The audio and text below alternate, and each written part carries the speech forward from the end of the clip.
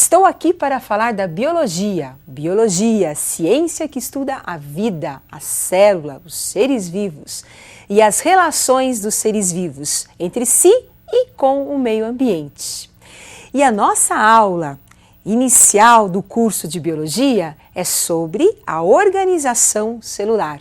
Como é que os seres vivos se organizam a nível celular? E eu gostaria que vocês lembrassem de um detalhe importante. Nós temos seres vivos que são formados apenas por uma única célula, grupo dos unicelulares. Temos os seres vivos que são formados por vários tipos de células, os pluricelulares. E os vírus? Onde nós vamos enquadrar os vírus? Onde nós vamos classificar os vírus? Os vírus apresentam uma estrutura acelular, como nós vamos estudar. E eu gostaria que vocês acompanhassem imagens de seres vivos. Temos aí a imagem dos vírus. Apresenta uma estrutura muito simples, um capsídeo envolvendo o seu material genético, que é o DNA. Vírus é um ser vivo acelular, não apresenta uma célula verdadeira. Em seguida, protozoário. Ser vivo unicelular. Esse protozoário apresenta um flagelo, uma estrutura responsável pela locomoção da célula. Mamíferos, representando o grupo dos pluricelulares, os seres vivos que são formados por vários tipos de células. As plantas, representando o grupo dos pluricelulares, ser vivo formado por vários tipos de células. Como acabamos de observar, você tem um protozoário, que tem apenas uma célula, organizando o animal. E você tem plantas e animais que são formados por vários tipos de células, né? Agora, a organização da célula é que é muito importante.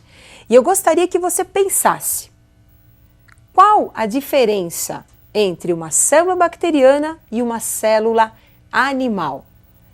A bactéria é um ser procarionte, é um ser primitivo, apresenta uma célula procariótica, uma célula que ainda não está totalmente organizada.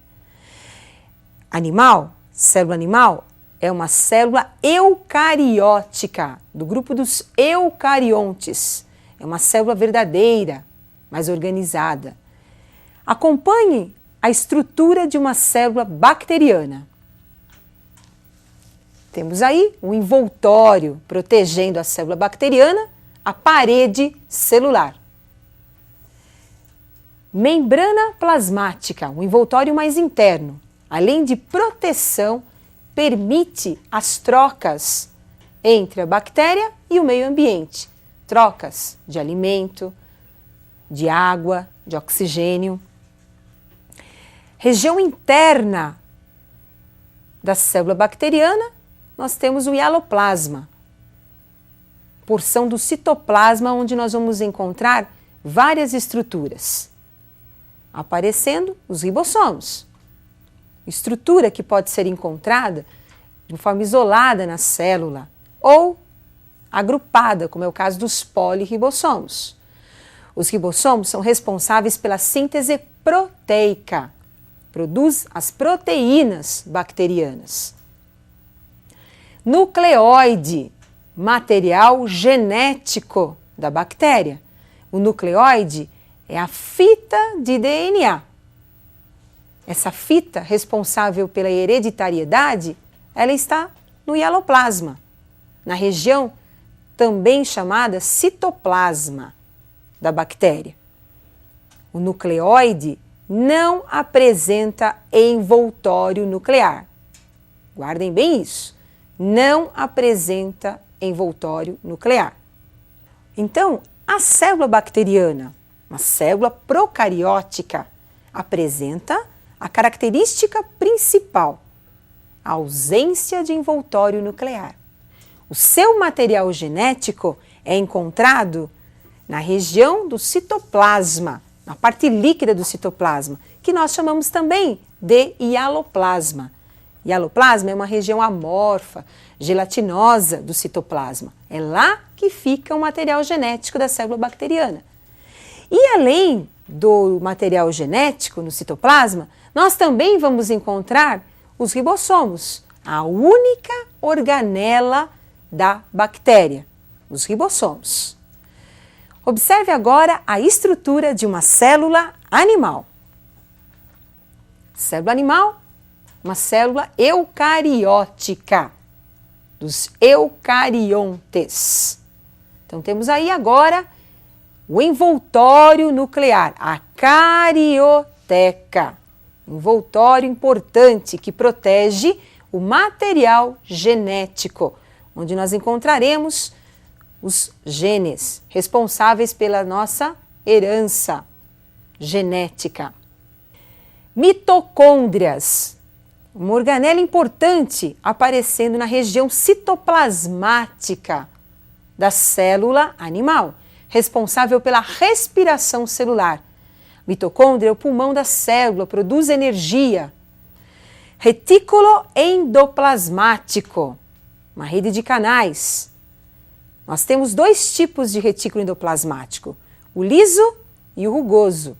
O que diferencia a estrutura do retículo endoplasmático liso do rugoso é a presença dos ribossomos, que são grânulos aderidos à membrana do retículo, responsável pela produção de proteínas da célula. Temos agora complexo de Golgi, responsável pelo armazenamento e secreção da célula. Substâncias que são produzidas são guardadas no complexo de Golgi e serão posteriormente secretadas. Centríolo, organela importante responsável pela formação do fuso celular durante a mitose, a divisão da célula. Lisossomo, organela responsável pela digestão intracelular, partículas que penetram na célula e que deverão ser digeridas pelo lisossomo. Então percebam, eucarionte apresenta o envoltório nuclear, a carioteca, e também muitas organelas que são responsáveis por várias funções dentro da célula.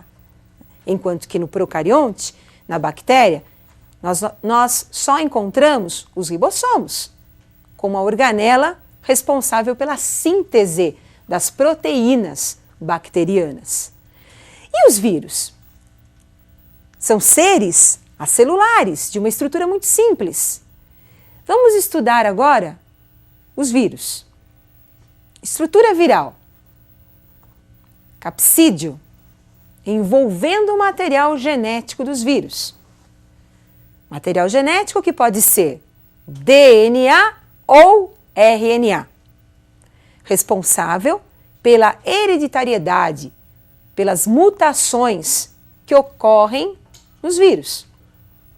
Os vírus são acelulares, como nós acabamos de observar. Tem uma estrutura simples, material genético, DNA ou RNA. No caso do HIV, o vírus da AIDS, ele é considerado um retrovírus, porque ele apresenta RNA como material genético. Por que os vírus eles são considerados acelulares? Porque eles vão sempre depender de uma outra célula, tem uma estrutura muito simples.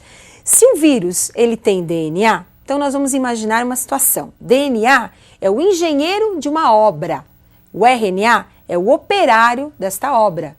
Então, se o vírus ele tem DNA, ele tem um engenheiro, falta o operário. Então, ele vai buscar o operário em uma célula que ele irá parasitar. Se o vírus tem o RNA, ele tem o operário, falta para ele o engenheiro. Então, o vírus vai parasitar uma outra célula para buscar o engenheiro. Então, por isso, ele é considerado acelular. Ele sempre vai depender de uma outra célula que ele irá parasitar para poder se reproduzir. Fora da célula, o vírus não tem capacidade de se reproduzir. Mas eu gostaria que vocês não esquecessem os princípios. Então acompanhe uma tabela com um resumo dos principais pontos desta aula. Organização da estrutura celular dos seres vivos. Então nós temos celulares, procariontes e eucariontes. Procariontes, bactérias e cianobactérias, que vocês também conhecem como cianofícias, mas hoje nós usamos mais o termo cianobactérias.